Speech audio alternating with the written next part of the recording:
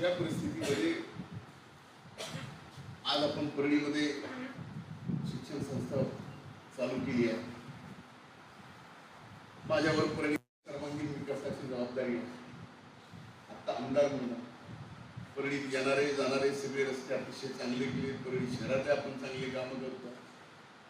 मला ना आता एवढे चांगले रस्ते केले. आता बघा परळीपासून निघाले बिडाकडे रस्ते एवढे चांगले केले. पांगरीपर्यंत 72 गतिरोधक लावलं. रस्ता केला इकडून बेलंगापर्यंत जाईपर्यंत कवठळी बेलंगापर्यंत 30-32 आहे. म्हणजे मी जाता येता मोजायचं कामच. हा सुद्धा एक मानसिक बदल. ज्यावेळेस विकास पाहिजे असतो, ज्यावेळेस प्रगती पाहिजे असते, त्या प्रगतीला ज्यावेळेस गती पाहिजे असते, ती गती पुन्हा आपण गतिरोधक लावून वाढवतो. ही मानसिकता बदलणं सुद्धा आज गरजेचं आहे. प्रत्येकाला वाटतं की आपल्या ह्याच्यात अनेक चांगल्या गोष्टी आहेत. आज तुम्ही बघा ऍग्रिकल्चर कॉलेज, मी आज कृषी मंत्री झालो, ऍग्रिकल्चर कॉलेज आणलं. काही पशुसंवर्धन मंत्री झाला, त्यांनी पशुसंवर्धन कॉलेज आणलं. ऍग्रिकल्चर कॉलेजचं आता काम बऱ्यापैकी वर आले. त्यावेळेस तुमच्या लक्षात येईल वर जाऊन की देशातलं सर्वात चांगल्या लोकेशनचं ऍग्रिकल्चर कॉलेज ते आपल्या परळीत आणि तेवढ्या उंचीच्या डोंगरावर ऍग्रिकल्चर कॉलेजचे जेवढे शेतीचे प्रयोग आहेत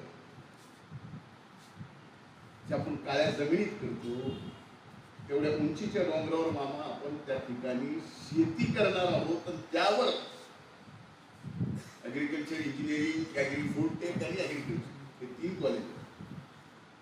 तसंच पशुसंवर्धन ही प्रगती आहे. यातून अनेक विद्यार्थी येणार आहेत. या विद्यार्थ्यांचे इतर राहणं येणं जाणार आहेत, त्यांची फिरणं होणार आहे.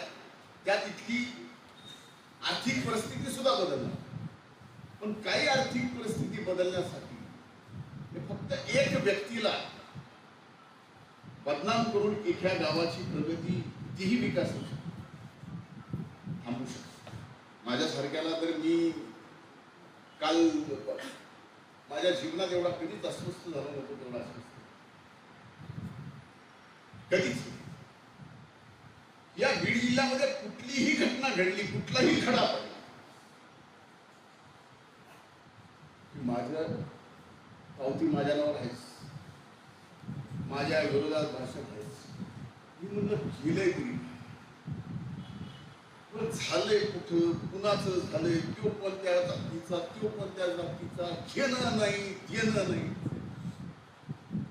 वाजवा झाला. ठीक आहे, त्या गोष्टीला आपल्याला परिणाम होत नाही. ते संघर्षाचं जीवन मी जगलंय. असंख्य आरोप घेईल, असंख्य आरोप करल. ज्यावेळेस करल मी कधीच हातात खरा कागद घेतल्याशिवाय कोणावर आरोप केला ना. मला आज करायचं नाही, मला काही एक विषयावर बोलायचं. पण वस्तुस्थिती घ्या की यामुळं काय होत आहे. एक व्यक्तीला बदनाम केल्यामुळं आपल्या इकडे येणारी ही प्रगती आहे. कोण म्हणतं सिमेंट फॅक्टरी कशी आली, आज कशी कुणाला माहिती आहे की सिमेंट फॅक्टरी कशी आली. सिमेंट फॅक्टरीची जमीन पासून सिमेंट फॅक्टरीला द्या. माझ्याकडे असलेलं राखेचं टेंडर पूर्ण फुकट 1 रुपया न घेता त्यांना दिलं.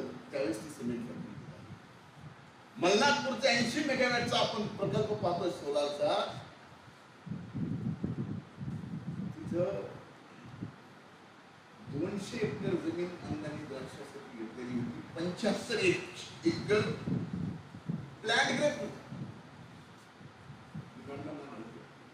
राजा खंसाला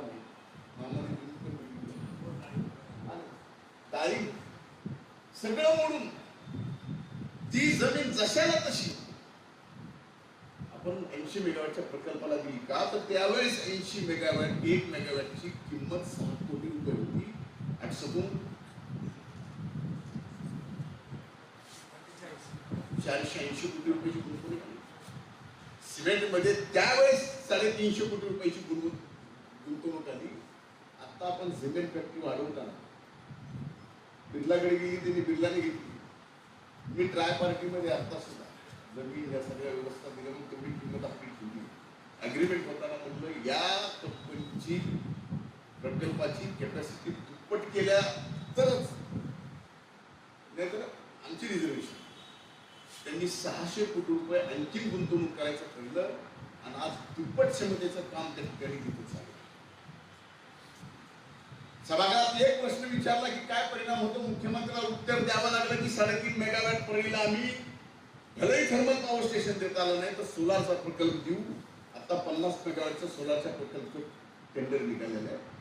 350 मेगावॅट प्रकल्प येणार. एक प्रकल्प 1 मेगावॅट 20 तयार करायला 4 कोटी रुपये लागते. एक सोलार तसे जास्त लागते, कारण 50 मेगावॅट म्हणलं की 70 मेगावॅट बसवावं लागते. ते टेक्निकल. हे सगळे प्रकल्प करत असताना माझा सांगायचा उद्देश आजचा हेतू खरंच नाहीये, पण एक व्यक्तीला बदनाम केलं, एका व्यक्तीला एवढं मोठं वैद्यनाथाचं ऊर्जापीठ, एवढी मोठी रेल्वेच्या जंक्शनची शक्ती आहे, एवढं मोठं ऊर्जा, आणि यात माझ्या सरकारने जर आता तो विषय बोलू नये, मला बोलायचा नाही, कारण पुन्हा त्याच्यात अडचणी ते प्रकल्प आहे.